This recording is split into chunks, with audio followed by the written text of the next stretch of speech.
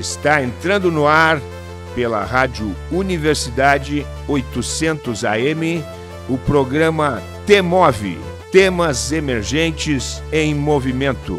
O que te move? Olá! Está começando mais um T-Move, temas emergentes em movimento. Eu sou a Maria Aparecida Zolim, pedagoga da Coordenadoria de Tecnologia Educacional e apresentadora deste programa, aqui nos estúdios da Rádio Universidade 800 AM UFSM. O programa T-Move, Temas Emergentes em Movimento, é um projeto da Coordenadoria de Tecnologia Educacional da UFSM, vinculada à Prograde, Pró-Reitoria de Graduação. Proporcionamos aqui um espaço de conversas e troca de ideias, através de entrevistas com os nossos convidados. O nosso convidado de hoje é o professor Marcos Napolitano, doutor em História Social, professor titular de História do Brasil República no Departamento de História da Universidade de São Paulo e pesquisador 1 do CNPq. Seja muito bem-vindo, professor Marcos. Professor Marcos, seja muito bem-vindo no programa T-Move. Obrigado pelo convite. Queria agradecer, Maria Aparecida, e também queria agradecer, enfim, à Universidade Federal de Santa Maria, né? E também agradecer a oportunidade de conversar aí com os ouvintes do programa T-Move. Nós temos uma pergunta que ela dá título ao nosso programa. Então, Marcos, o que te move? Olha, são muitas coisas que me movem, né? Às vezes não movem mais rápido, às vezes movem mais lentamente, mas enfim. Eu acho que principalmente na nossa profissão tem uma dimensão que é paixão, mas também é compromisso, né?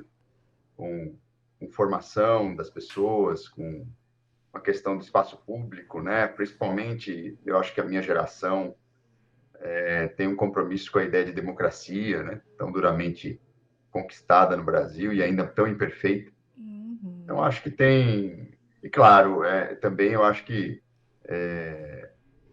boas condições profissionais, né, devem mover os profissionais da educação. Não é só sacerdócio, não. Com certeza. Eu sempre digo isso para os meus alunos. A gente não é nem intelectual orgânico, nem sacerdote, nem tio, nem nada. A gente é profissional, como tal, tem que dar uma resposta e tem que cobrar condições para que nos movamos bem na nossa profissão. Perfeito. Aquela ideia de que professor é vocação, que é amor. O amor, ele tem que ser um dos fundamentos da educação, Claro. Mas somos profissionais.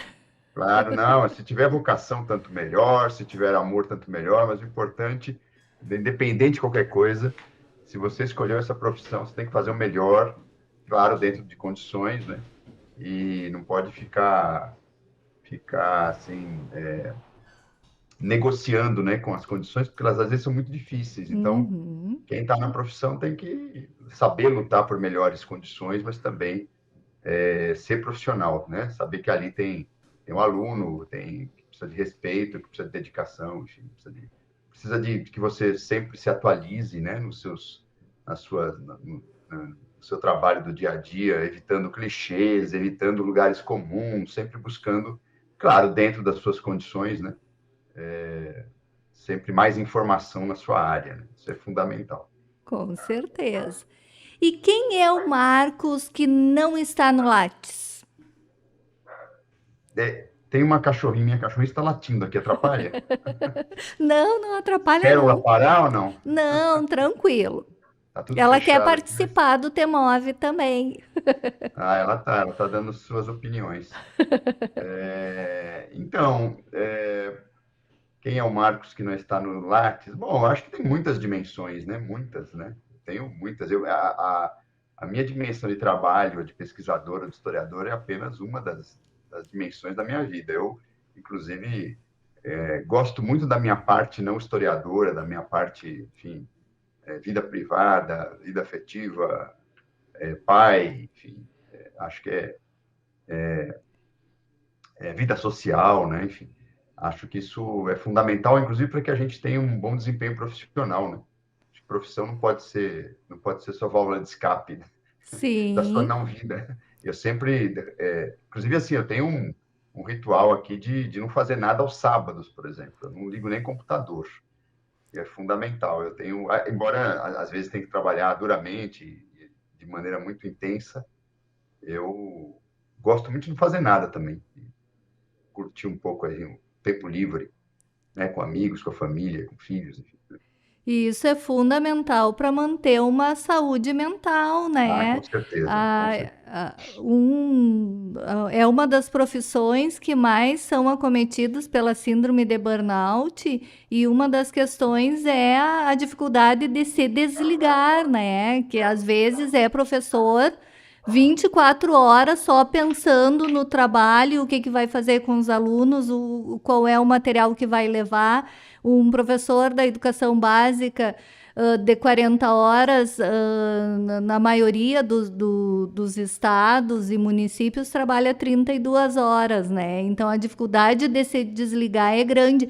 E se priorizar é muito importante para o desempenho das funções laborais, né? Isso é Claro, muito não, interessante. eu acho fundamental. Claro que às vezes o esquema de trabalho é muito opressor e as pessoas não conseguem, né? Inclusive, eu acho que tem uma dimensão do capitalismo, né, neoliberal contemporâneo, que é isso, você não tem mais vida privada, né? Assim, você está disponível, né, 24 horas por dia, 7 dias por semana para sua corporação. Isso é muito Uhum. ruim, sobretudo no mundo das corporações privadas, né?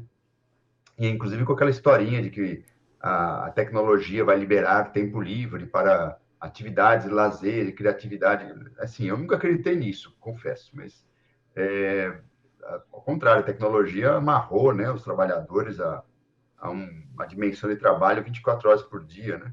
Então é Uhum. muito ruim isso. E isso associado à precarização das condições de trabalho, das condições dos direitos trabalhistas, né? Então é muito complicado. Eu acho que isso uma das nossas doenças sociais contemporâneas é que as pessoas não podem parar Uhum. sem ter algo de culpa ou sem aquele medo de que eu vou ter alguma represália da minha empresa. Claro que no setor público a gente não tem essa pressão, né? Mas, de todo modo, acho que é uma realidade de milhões de trabalhadores, inclusive alguns até bem remunerados, mas, de todo modo, presos a essa dinâmica maluca, né? De performance o Uhum. tempo todo, de avaliações, assim, essa febre de avaliações. Boa parte do gasto, né, de energia, de tempo, é para você produzir avaliações, né, o tempo todo, né? E o tempo do trabalho em si fica menor porque você tem que pensar nas avaliações, né? Então Sim. é complicado. Acho que é importante a gente sempre ter feedbacks e ter uma dinâmica de avaliações, seja no mundo público ou no mundo privado, né? Mas eu acho que há um exagero nos últimos tempos aí. E é isso, né? Eu acho que no caso de quem dá aula, ter uma carga horária compatível, porque você não fica. Você tem que pensar que 30 horas numa sala de aula implica pelo menos mais 15 horas fora dela, Uhum. para ter uma boa, né? Uma boa dimensão de trabalho, né? Porque não existe essa coisa de 40 horas de sala de aula, né? Aí o Uhum. professor não vai conseguir se atualizar, não vai conseguir ler, não vai conseguir ter vida cultural. Tudo isso faz parte não só da formação, mas da capacitação permanente, né, das pessoas. Uhum. E então eu sempre digo que essas discussões sobre como melhorar o ensino no Brasil tem que passar por condições de trabalho. Ou seja, você tem que ter lá 20 horas aula, 25 horas aulas no máximo em sala de aula, e aí você ter cobrança de seriedade, de dedicação, não sou contra isso, mas tem que ter o tempo da preparação, o tempo do atendimento do aluno, e o tempo de você chegar em casa, poder desligar, e, enfim, ficar Uhum. pensando em trabalho, fazer né, centenas de provas e preparar a aula do dia seguinte no fim de semana, isso tudo tem implicações na própria qualidade do trabalho. Então, acho que tem que cobrar, sim. Eu sou sempre a favor de trabalho é trabalho, diversão é diversão. Não gosto de misturar as coisas, mas, assim, tem que ter um equilíbrio nessa carga de trabalho, né? Isso é uma das coisas que mais complicam a nossa profissão, sobretudo no ensino básico. Com certeza. Professor, um dos focos da sua pesquisa é o cinema. O seu livro Como Usar o Cinema na Sala de Aula de 2019 é uma obra de apoio aos professores, demonstrando como o cinema pode ser um recurso pedagógico fantástico. Como surgiu esse interesse pelo cinema? E também como superar o preconceito em relação ao filme na sala de aula? Eu pergunto, porque eu fui professora da rede básica por 22 anos, trabalhando, uma das disciplinas que eu trabalhava era história. Então, a história tem, assim, um recurso maravilhoso. E eu sempre pensei assim, ó, eu lá falando 50 minutos é uma coisa, eles vendo, né, o que o cinema propicia, vendo, sentindo aquelas cenas, era muito melhor do que eles estarem apenas me ouvindo.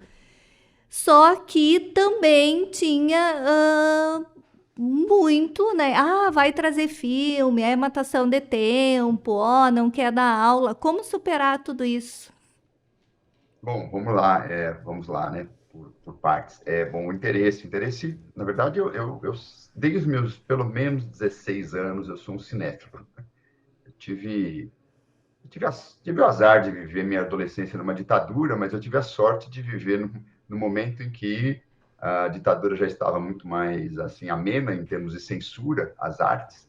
Então eu já trabalhava assim com outras coisas, enfim, trabalhava em escritório, 16 anos, 15 anos, e depois do expediente, quando não tinha aula à noite, né, que eu fiz o meu ensino médio à noite, era cinema. E eu peguei aquela leva de filmes liberados, enfim, eram filmes importantes que foram proibidos durante anos no Brasil, né? E eu, não sei, a partir daí já gostava muito de assistir filmes, mas acho que esse foi um momento importante. E eu peguei um pouco aquela cultura da cinefilia, né? Dos cineclubes dos anos 80, que teve um boom de cineclubes, né? E a gente pôde ver obras clássicas, obras fundamentais aí dos anos 40, 50, 60. E com uma curadoria muito importante, né? Porque é uma época também que os cineclubistas, né? Os diretores entendiam de cinema, né? Não eram só fãs, assim, eles entendiam, né? Então as mostras tinham sentido. Havia uma crítica também que ajudava a gente a formar um olhar, né? Às vezes a gente não concordava com os críticos, mas enfim. Então acho que meu interesse vem sobretudo da cinefilia. Depois no meu mestrado eu não trabalhei com esse tema, mas no meu doutorado eu trabalhei com audiovisual, no caso televisão, com documentos ligados aos festivais da canção da TV Record. Meu doutorado foi sobre a formação da MPB e os festivais da canção, naquele contexto político dos anos 60.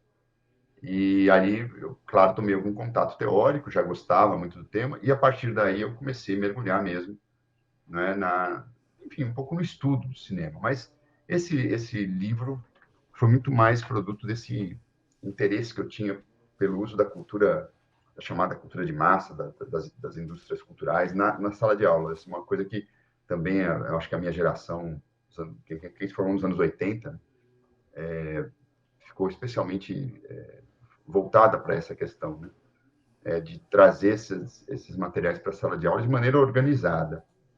E aí eu já me conecto com a sua segunda questão, como vencer o preconceito. Eu acho assim, é muito importante que o professor se prepare para trabalhar com o cinema, porque o cinema, o audiovisual em geral, tem uma linguagem específica, a música, enfim, a canção, as imagens. Tem linguagens específicas envolvidas. É claro, o professor não precisa ser um musicólogo, nem um crítico de cinema, nem um crítico de arte, não é isso que se pede. Mas ele tem que entender minimamente daquele documento como ele vai trabalhar em sala de aula, quais os objetivos, quais as estratégias que ele vai ter para os alunos entenderem que ele, ao assistir um filme, eles estão tomando contato com escolhas de um diretor, de um roteirista, com regras de linguagem cinematográfica. É uma coisa básica, mas que o professor tem que conhecer. E ele tem que planejar o uso do cinema na sua programação, né? Quer dizer, e eu acho que também uma forma de você vencer o preconceito e eu até achei engraçado quando você fala, bom, é melhor eles verem um filme do que me ouvirem, mas eu acho que tem que ter as duas coisas. Na verdade, tem que assistir o filme, só que o professor tem que falar bastante. Com Depois, certeza, antes, com certeza. o aluno tem que entender que ele tem que produzir uma reflexão sobre aquele material, preferencialmente uma reflexão escrita. Uhum, Aí ele começa a entender que aquilo não é só chamar a famosa matação de aula, né? uhum, Tem muito preconceito, mas eu acho que se o trabalho for integrado ao planejamento, à programação pessoal do professor, se o aluno perceber que ele está aprendendo alguma coisa nova e não apenas vendo um filme como ele vê em casa, essa é outra dimensão muito importante. A escola não precisa reproduzir enfim, o consumo cultural do aluno fora da escola. Acho que isso uhum. essa história que às vezes é muito comum hoje em dia, né? Hoje em dia não, já há muito tempo. A escola precisa incorporar tudo que o aluno já gosta no seu cotidiano. Não, a escola precisa, mas ela precisa fazer de outro jeito. Uhum. E se o aluno chegar lá e ficar ouvindo música, vendo um filme, como ele faz com os amigos dele no shopping, ele não precisa da escola. É muito melhor Exatamente. ficar com os amigos no shopping, inclusive. Então ele tem que sentir que é um trabalho, sentir que ali não é só porque o professor esqueceu de preparar a aula, tem a ver tem que ter a ver com o tema que ele está trabalhando, tem que ter os objetivos daquela atividade tem que ser informados ao aluno. Não importa se é o aluno da sexta série, do nono ano, do terceiro ano do ensino médio. Tem que ser informado. Por que a gente vai ver esse filme? O que eu quero que vocês vejam? Como assistir esse filme? Olha, está aqui um roteiro que vocês vão ter que responder depois. Uhum. O professor não pode ter medo de fazer essas intervenções. Né? Não existe análise espontânea de filme, não existe isso. Né? Vamos deixar o aluno tomar contato e discutir livremente. Acho que pode partir disso, do repertório do aluno, mas se ficar no repertório do aluno, não precisa de escola. Né? Muito mais legal ir para o shopping assistir filme. Né? Então, eu acho que é isso. A maneira de superar esse preconceito bom, primeiro, convencer os colegas. Muitos colegas nossos acham que isso é matação de aula. Né? E Aham. segundo, convencer o aluno de que aquilo é trabalho e vai ter uma atividade, tem um objetivo pedagógico. Não é só uma diversão. Eu, na minha experiência da realidade que eu conheço, né, de repente em outros lugares é diferente.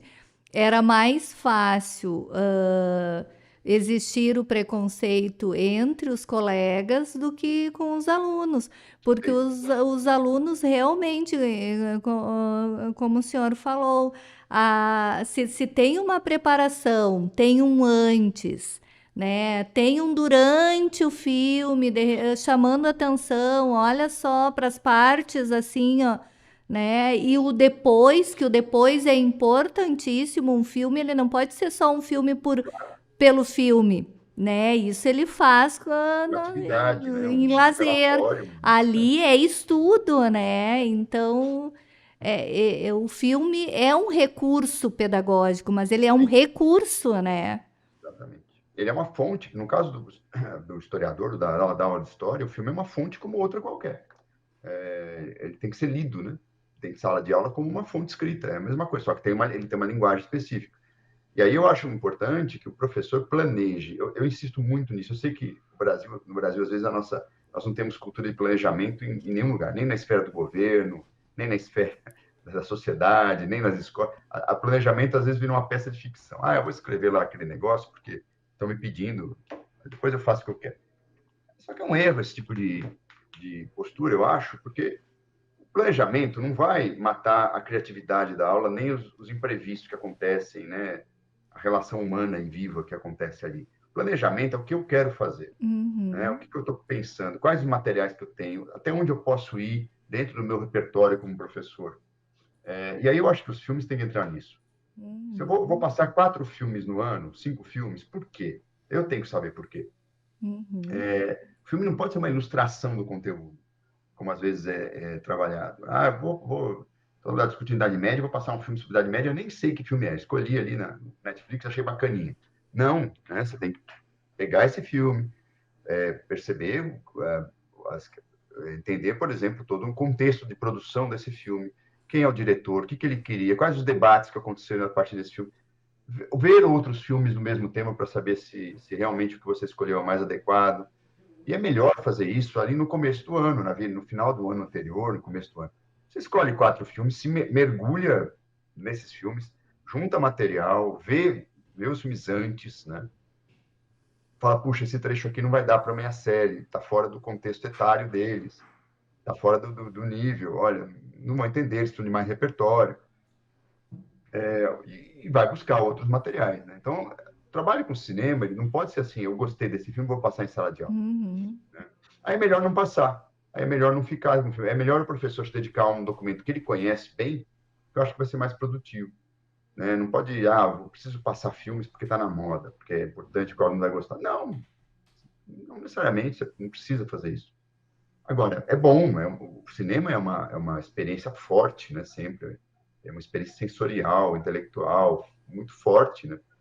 E o professor tem que saber por que ele leva esse material em sala de aula. Às vezes, por exemplo, você vai passar, eu conheço experiências, por exemplo, de filmes da época do cinema silencioso, filmes difíceis, filmes de vanguarda, né? Que, que foram exibidos para a quinta série, né? E deu certo. Por quê? Porque o professor viu antes, selecionou um trecho, deu informação sobre o filme, preparou o clima da moçadinha e passou o filme. Né? Eu conheço experiências, por exemplo, com filmes do Charles Chaplin para Uhum. crianças de 7, 8 anos e as crianças adoram. Né? Uhum. E é um filme feito há mais de 100 anos, quer dizer.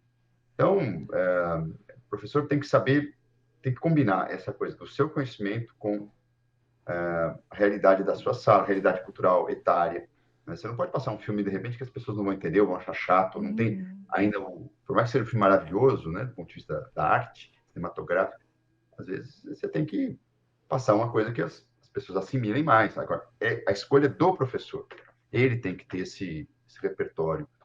Quando o professor não tem um repertório, escolhe qualquer negócio porque ele gostou, mas não sabe direito, geralmente dá ruim, né? E o que o senhor colocaste da questão do planejamento, eu não consigo imaginar ir para uma sala de aula sem ter um planejamento, né? A gente sabe o que conversamos no início, né? Das 32 horas em sala de aula, que é a realidade da educação básica, mas ir para a sala de aula sem um planejamento para mim, eu acredito que é impensável. Tem que ter. Como em qualquer profissão, É. tem que ter um planejamento. Eu acho que melhorou muito nos últimos tempos, pelo que eu acompanho dos professores, há uma preocupação muito grande já em saber o que vai fazer, se preparar. Eu acho que talvez a gente tenha avançado.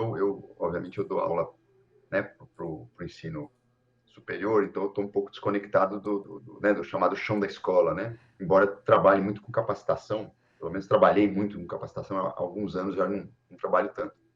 Mas o que eu vejo é isso, há uma cultura de se preparar, de se capacitar, que avançou muito. Uhum. Eu acho que os professores de ensino básico, nesse sentido, em relação, por exemplo, aos anos 80, 90, eu acho que houve muitos avanços nessa questão do planejamento, de saber o que vai acontecer, de se conectar, né? Conectar o conteúdo a uma estratégia. Acho que tem uma questão importante aí. O que é muito importante, eu sempre insisto muito com meus alunos, né? O professor tem que ter conteúdo. Ele, às Uhum. vezes, vai usar 15% em sala de aula, mas ele precisa ter, porque ele aí vai poder fazer escolhas, Uhum. vai poder se sair de uma situação de imprevisto em relação ao próprio planejamento, né? Então, ele ter conteúdo é muito importante, porque dá liberdade para o professor ter ali um manejo de um Uhum. tema, colocar uma questão que às vezes está fora, ou, enfim, então, quando a gente defende conteúdo na formação, muitas pessoas acham que é professor conteudista. Eu acho que o aluno do ensino superior tem que ter muito conteúdo, muita leitura, Uhum. né, que está ali. Mas às vezes ele vai para o ensino básico, ele não precisa, né, despejar no aluno aquele conteúdão como era antigamente, igual aluno decor, não é isso. Mas o professor precisa ter repertório, e repertório é conteúdo. Conteúdo Uhum. até para ele criticar o conteúdo da sua disciplina, ele tem que ter esse conteúdo. Com certeza. Vamos fazer um rápido intervalo e já voltamos com o professor Marcos Napolitano.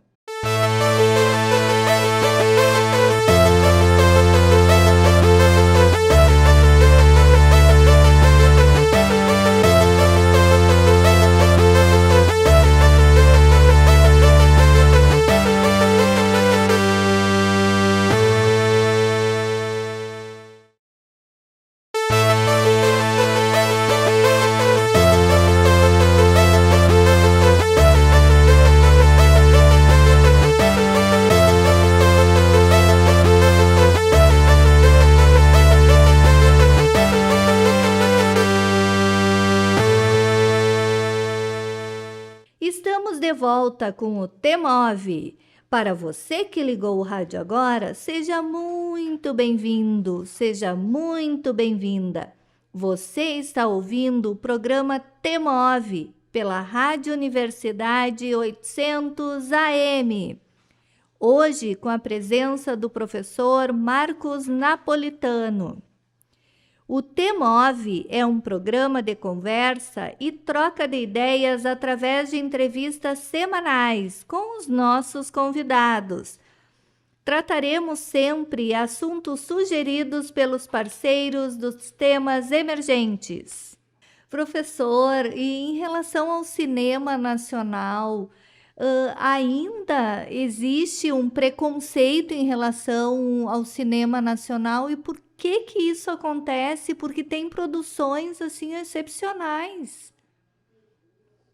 Eu acho que, assim, no geral, né, eu acho que hoje existe um preconceito contra um tipo de cinema, né? O cinema que até os anos 70, 60 era o chamado cinema de arte, cinema autoral.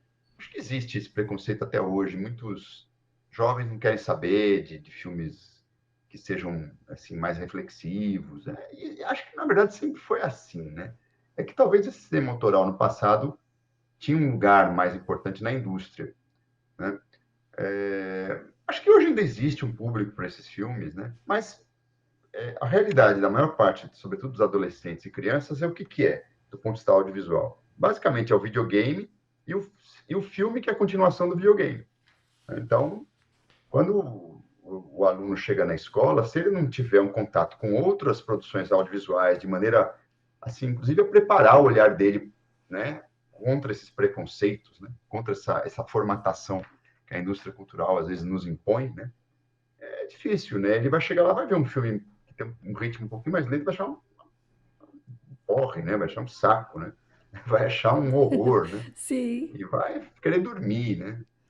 Então, é preciso preparar os alunos, assim, fazer uma transição de um cinema, às vezes, mais sensorial, de um cinema de correria, vamos dizer assim, do cinema que, no fundo, é um videogame filmado, que é a realidade de muitos adolescentes e crianças, para filmes mais, que até tem uma aventura, mas que tem né, alguns imprevistos no roteiro, que tenha algumas camadas aí mais complexas dos personagens, e prepará-los para, talvez, aí na adolescência mais avançada, para filmes mais reflexivos. Eu acho que, no caso do cinema brasileiro, a gente tem uma tradição de filmes autorais importantes.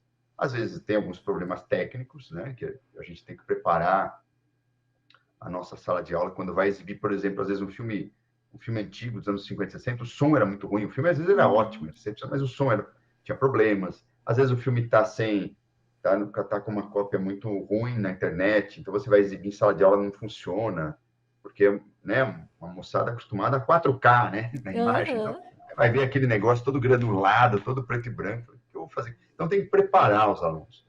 Eu acho que um caminho legal, inclusive para superar o preconceito ao cinema brasileiro, é as escolas terem cineclubes. Eu acho que os alunos podem ter essa iniciativa, talvez com uma tutoria de um ou outro professor.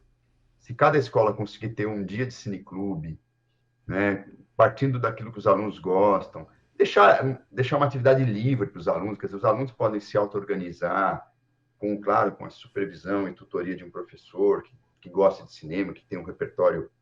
E aí organizar uma vez por semana uma sessão, sabe? No contraturno, Às vezes é muito difícil, né? Dependendo da escola, claro, não tem nem estrutura para isso. Mas, sei Uhum. lá, fazer um convênio com a prefeitura, né?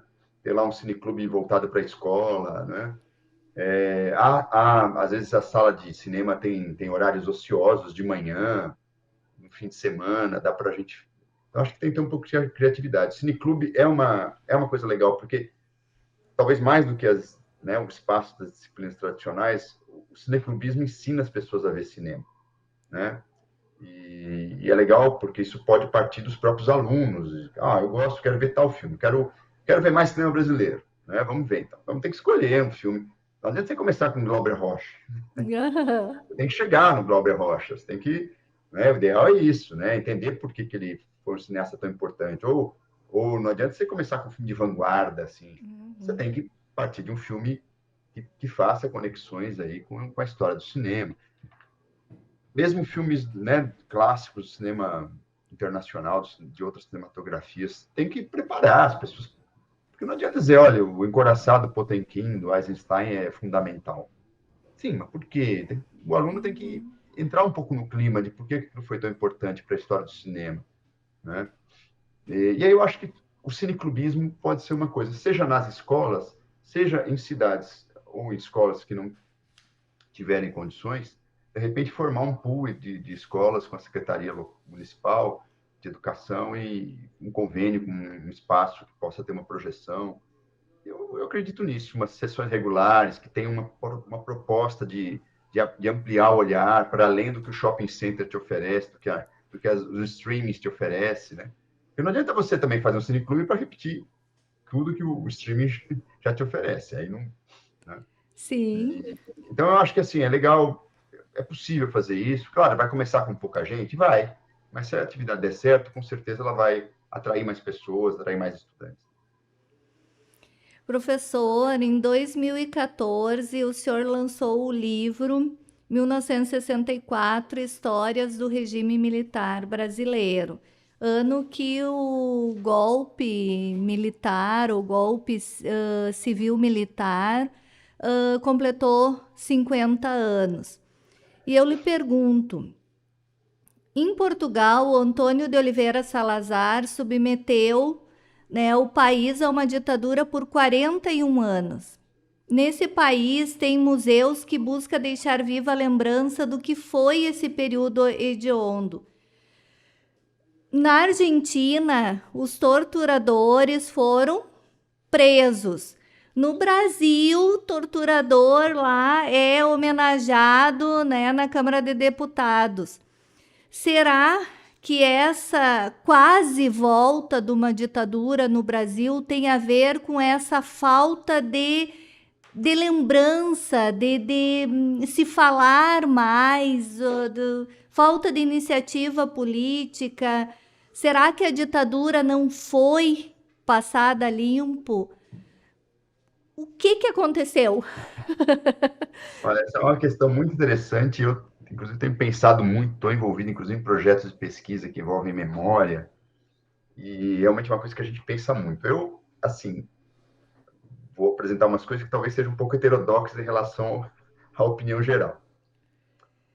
Normalmente a gente parte daquele princípio, a gente não estuda, não fala sobre a ditadura, é, a gente não lembra, quer dizer, vamos dizer assim, a responsabilidade da não lembrança fica muito genérica quando a gente fala desse jeito. Uhum, A sociedade não lembra. Eu acho que a gente precisa entender quem não lembra e quem não quer lembrar, primeira coisa, uhum, né? Eu acho que segundo ponto, sociedade, a gente, quer dizer, quando você vai para a internet, vê, por exemplo, mesmo na nosso cinema, ou na música, ou né, enfim, nos materiais didáticos, a ditadura está lá. Está uhum. lá. Não dá para dizer que ela está ausente. Né? Tem materiais que estão circulando na sociedade.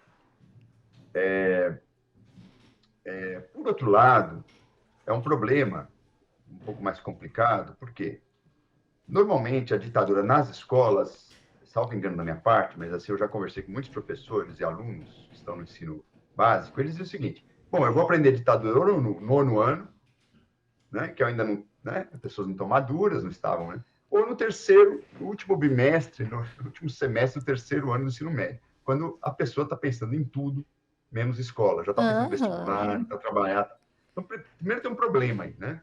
Problema que eu acho que envolve a organização do currículo em relação a esse tema, que é central, que poderia ser um tema articulador, inclusive, da história do Brasil recente, republicano, né? Porque a ditadura de 64 não foi única, né? Alguns autores até falam num longo período autoritário que começa lá em 30, que tem lá o interregno da República de 46, que foi uma experiência muito interessante, pouquíssimo estudada também nas escolas.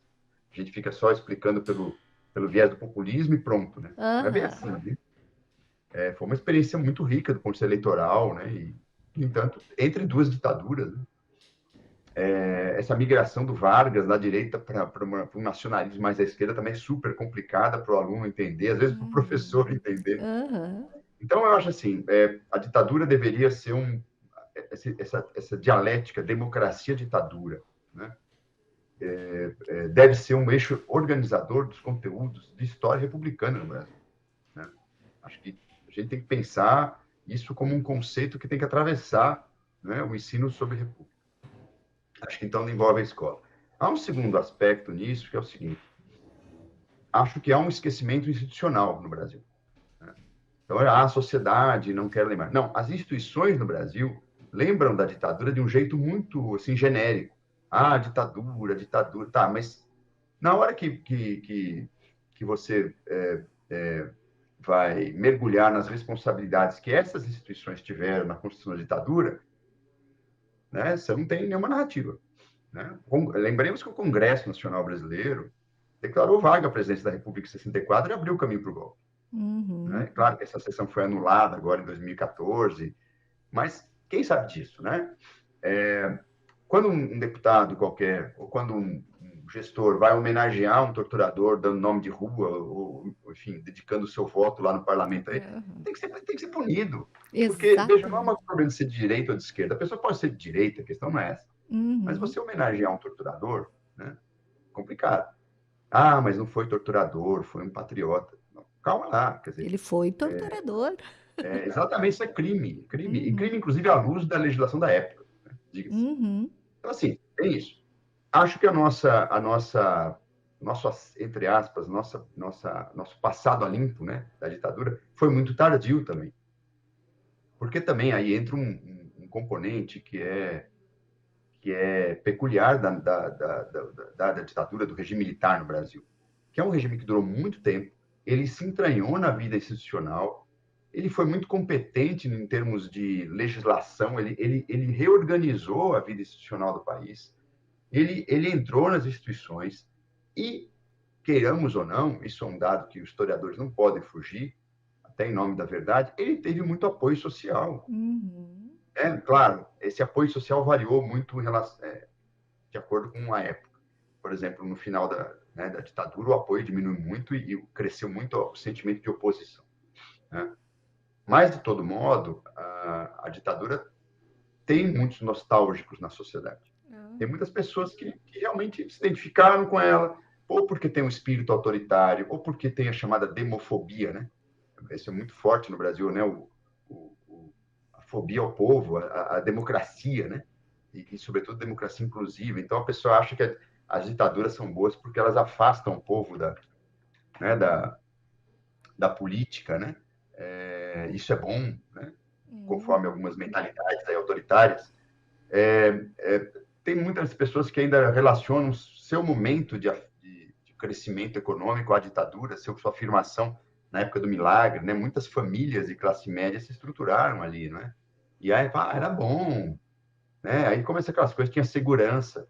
Na verdade, não, né? Se você for nos dados, a insegurança pública começa exatamente nos anos 70 para valer, né? Essa sensação de insegurança nas cidades, crescimento de crimes, e a ditadura, ao militarizar a segurança pública, só piorou, em certo sentido. E a democracia não resolveu isso, né? Aprofundou, inclusive, esse aspecto. Essa foi uma área que nunca foi mexida.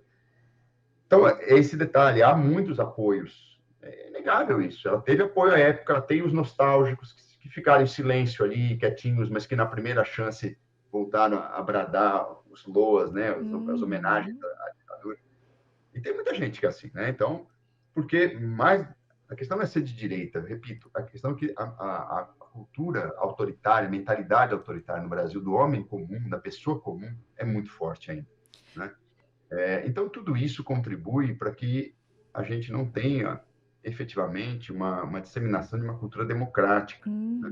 Por exemplo, outro exemplo que eu sempre dou, se você fala em direitos humanos, dependendo do seu interlocutor, ele vai achar que você está defendendo bandido, quer dizer, uma distorção absurda. Isso virou um clichê no Brasil, né? Direitos humanos é proteção de bandido, né? Bandido bom é bandido morto. Então, porque você veja, isso é uma confusão de coisas, né? Porque, obviamente, direitos humanos não é você não punir uma pessoa que cometa um crime, mas você não pode fazer terror de Estado com essa pessoa, você não pode submetê-la a maltratos, a maus tratos, enfim, enfim, se tem que haver punição, e tem que haver quando uma pessoa comete crime, você não pode ter tortura, você não pode ter execução extrajudicial. E aí isso se banalizou no Brasil, né? Como se fosse uma forma de política de segurança, né? É uma confusão entre aquele sentimento de insegurança, de indignação, quando, por exemplo, um criminoso mata um trabalhador para assaltar, com políticas de segurança completamente baseadas em uma violação de direitos humanos. Então, isso também ajuda muito a gente não ter uma memória crítica do período, né? E tudo isso contribui também para a ausência, isso contribui a ausência de instituições de memória. Instituições de memória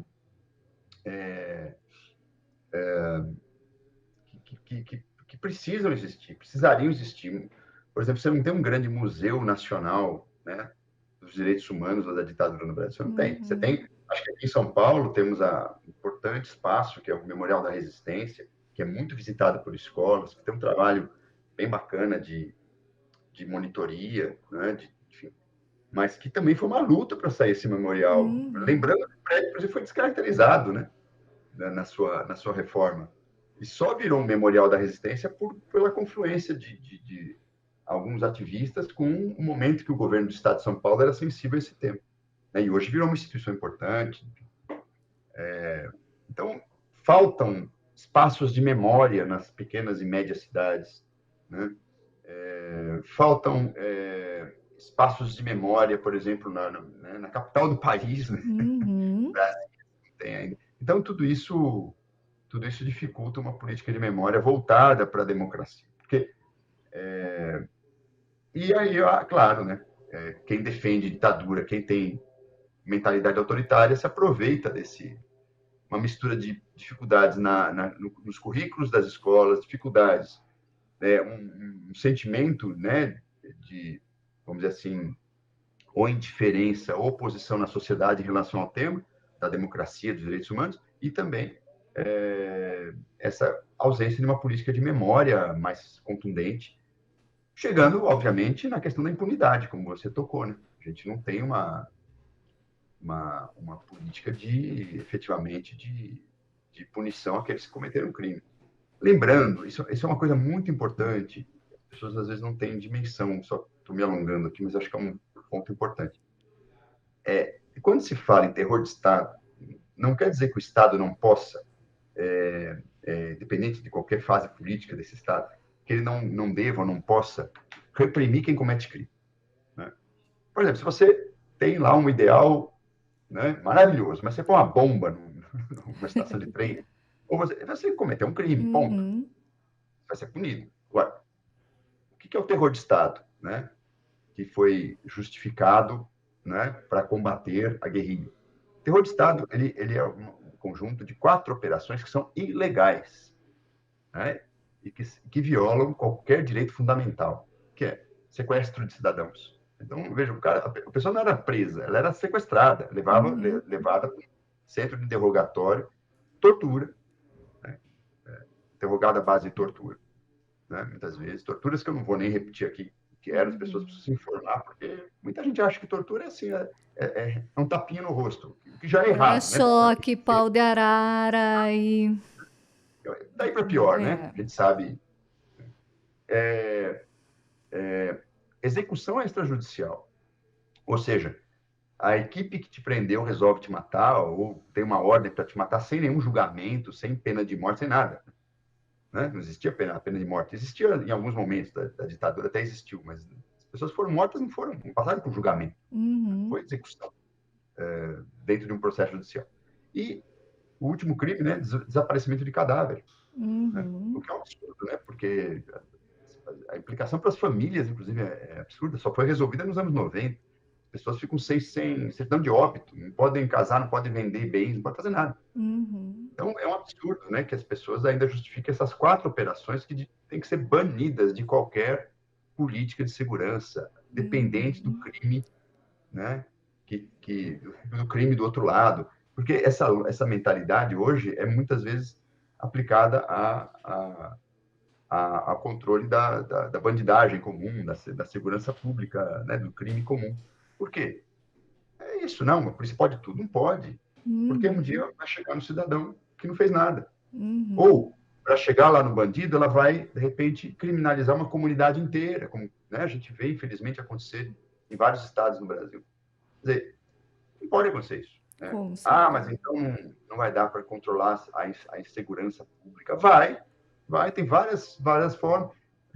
Eu sempre brinco que, não sei aí no Rio Grande do Sul, mas em São Paulo, é muito comum. Né? Se você for sofrer um assalto, né? Aí você vai numa delegacia, né? Fazer um BO ou pedir uma agilidade na investigação. Se a equipe lá estiver fazendo um atendimento de flagrante de alguma coisa, você vai ficar 5, 6, 7 horas numa delegacia. Vai fazer o boletim eletrônico. Mas aí, quer dizer, né? É praticamente fazer papel para burocracia e para estatística, porque não vai ter investigação. Então, muito melhor uma polícia investigativa, que descubra quem te roubou, que prenda a pessoa, que essa pessoa fique presa, dependendo da gravidade, ela tem que ficar presa mesmo por muito tempo, concordo. Né? Mas não pode haver simplesmente justificar qualquer tipo de atividade de violência do Estado para combater crime, porque não combate o crime. Porque aí o outro lado vai se armar cada vez mais, vai ter técnicas também de guerrilha, de guerra urbana, e vai ficar um inferno na sociedade, como já é, né? Então, eu acho que é muito melhor uma polícia eficaz, que respeite minimamente aí as regras básicas dos direitos humanos, do que um terror de Estado. Enquanto a gente não tiver essa mentalidade do Brasil, haverá espaço para defesa de ditaduras, né? Como se a única coisa que as ditaduras fazem, que fingem que está tudo bem, dão aquela sensação que está tudo bem, porque elas censuram a imprensa. Sim. A imprensa você não pode. Então, não tem corrupção, não tem violência, tudo na... Eu cresci, né? Quem cresceu nos anos 70 deve lembrar disso, a epidemia de meningite, né? Ficou desde 1971 matando criança e não era proibido a imprensa noticiar. Né? Então, só em 74, quando a coisa saiu do controle, é que a ditadura reconheceu a epidemia de meningite e aí já tinha matado muita gente. Pobres, né? A grande maioria pobres. Apenas, né? Até porque naquela época a escola pública era muito mais ampla do que as escolas privadas. Então, chegava na classe média também. Mas é isso, né? Não existia. Por decreto, não existia epidemia. Então, é simples, né? Fácil. Assim. Professor, o nosso tempo acabou e eu fico muito triste com isso, porque, olha, parece que passou assim em 5 minutos a nossa conversa, porque realmente conversar com o senhor é uma aula, é um grande aprendizado. Gostaria de ter mais tempo.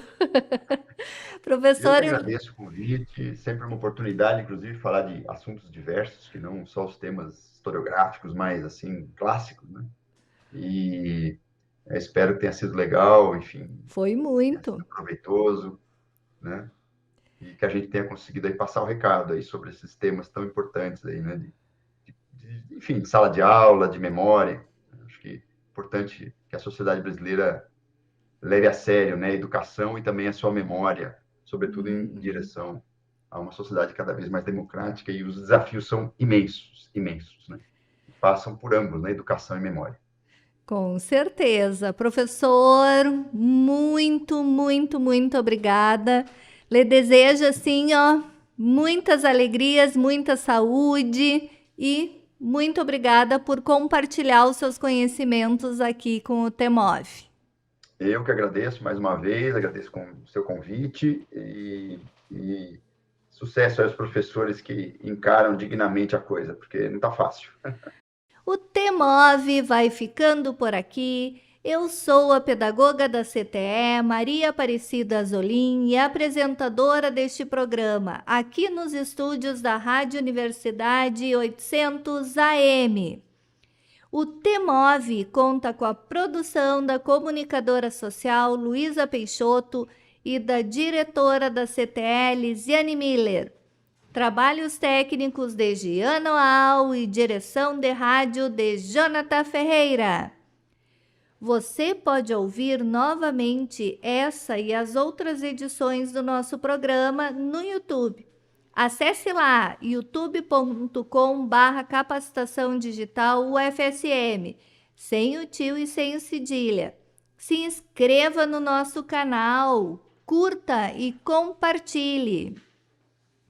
Nós estaremos de volta na próxima semana falando sobre os temas emergentes em movimento, aqui pelos estúdios da Rádio Universidade 800 AM. Obrigada por sua audiência, que a sua semana seja leve e feliz e até semana que vem.